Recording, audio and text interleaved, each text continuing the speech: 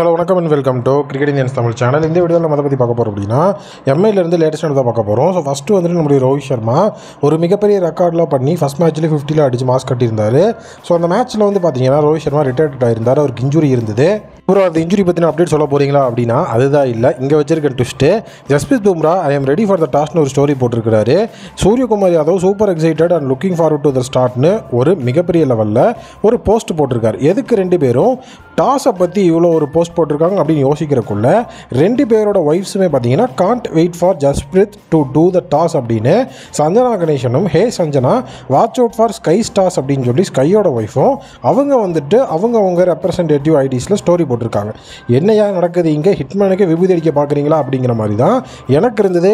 ரோஹித் சர்மாவை பொறுத்த வரைக்கும் இப்போ இன்ஜுரியிலேருந்து அவர் கஷ்டப்பட்டு இருக்கிறதுனாலையும் அவரோட இன்ஜுரியை பற்றின ஒரு மிகப்பெரிய கிளியரான டிராஃப்ட் வந்துட்டு நமக்கு கிடைக்கல.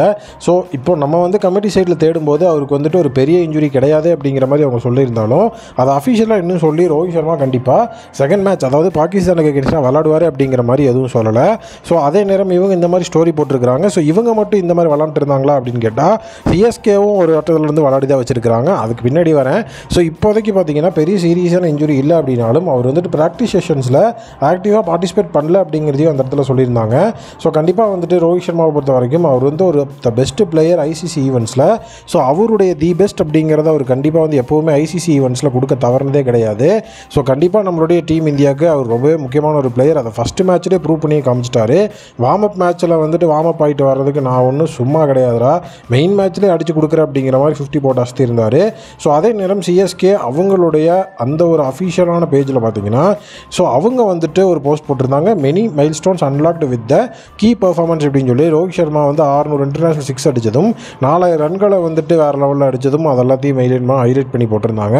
ஸோ இதை வந்துட்டு அவர் சிஎஸ்கேக்கு போகிறதுக்கான ஹிண்டா அப்படிங்கிற மாதிரி அதை ஒரு சைடு பேச ஆரம்பிச்சிட்டாங்க. ஸோ எனக்கு தெரிஞ்சு வந்து பார்த்தீங்க அப்படின்னா ஸோ இப்போ மும்பை இந்தியன்ஸ் ரோஹித் சர்மாவோடு இருக்கிற அந்த ஒரு கான்ட்ரவர்சி அப்படிங்கிற மாதிரி நிறைய விஷயங்கள் இருக்குது. ஸோ அந்த நிறைய விஷயங்கள் இருக்கிறதுனால ஸோ இந்த மாதிரி நம்ம கண்டிப்பாக வந்து ரெகுலர் இன்டர்வல்ஸில் நமக்கு அப்டேட் கிடச்சிட்டே தான் இருக்கும்.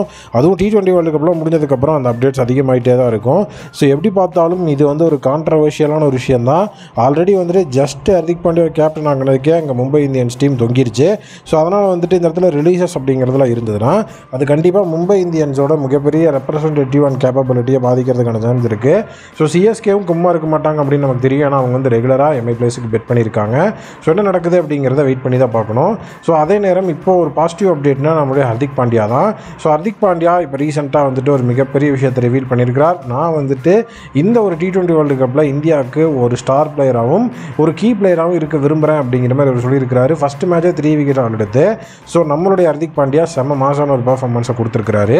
ஸோ அவருடைய இந்த பர்ஃபார்மன்ஸ் ரொம்ப க்ரூஷியலாக இருக்கிறதுனால அப்கமிங் மேட்சஸ் எல்லாத்துலேயுமே அவருடைய பர்ஃபார்மன்ஸ் எதிர்பார்த்து காத்திருக்குது இந்திய அணி. ஏன்னா இந்த ஒரு பிச்சர்ஸ் அப்படிங்கிறது பார்க்கும்போதும் பேசர்ஸுக்கு தான் ஹெவியாக வந்துட்டு இருக்கு. ஸோ அப்படி இருக்கும்போது ஸ்பின்னர்ஸ் வந்துட்டு பிளேயிங் லெவனில் தேவையே இல்லைங்கிற மாதிரி தான் இருக்கிறாங்க.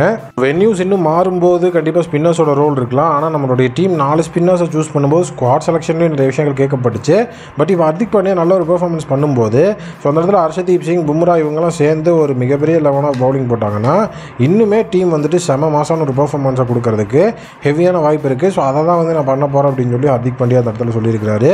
ஹர்திக் பாண்டியாவோட இந்த ஒரு நல்ல ஒரு இன்டென்ஷன் நம்மளுடைய டீம் இந்தியாவுக்கு மிகப்பெரிய அட்வான்டேஜ் தான். ஆளுங்களை மாதிரி யாராலையும் கான்ட்ரவர்சி கிரியேட் பண்ணவே முடியாது. ஏன்னா சூரியகுமார் யாதவ் நேற்று வந்து ஒரு ஸ்டோரி போட்டிருந்தார். இன்றைக்கின்னு கூட சொல்லலாம். ஹர்மீத் சிங் அப்படின்னு சொல்லிட்டு ஒரு பிளேயர் யூஎஸ்ஏக்காக நேற்று ஆடினார். பாகிஸ்தானுக்கு எகென்ஸ்டாக நல்ல ஒரு ஸ்பெல் போட்டிருந்தார். ஸோ ஹர்மீத் சிங் அதுக்கப்புறம் வந்து பார்த்தீங்கன்னா நம்மளுடைய நெட்வொர்க்கர் அப்படிங்கிற அவங்க 2 பேர்த்தையுமே மென்ஷன் பண்ணி செம சூப்பரான ஒரு பெர்ஃபார்மன்ஸ் அப்படிங்கிற மாதிரி அதை வந்து மென்ஷன் பண்ணி போட்டிருந்தார் சூரியகுமார் யாதவ்.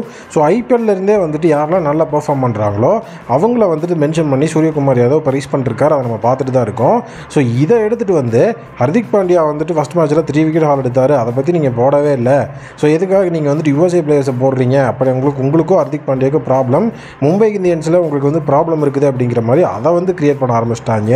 ஏன்டா டே இங்கே வந்துட்டு வேர்ல்டு கப் மேட்ச் எவ்வளோ நல்லா போயிட்டு இருக்குது, அங்கேயும் மும்பை இந்தியன்ஸை கொண்டு வர்றாங்களே அப்படிங்கிற மாதிரி தான் இருந்தது. இதை பற்றி நீங்கள் என்ன நினைக்கிறீங்க அப்படிங்கிற உங்களுடைய ஒப்பீனியனை கமெண்ட் செக்ஷனில் மறக்காம கமெண்ட் பண்ணுங்கள். மீடியா புதிய மீட் பண்ணுறேன். Thank you, take care and bye bye.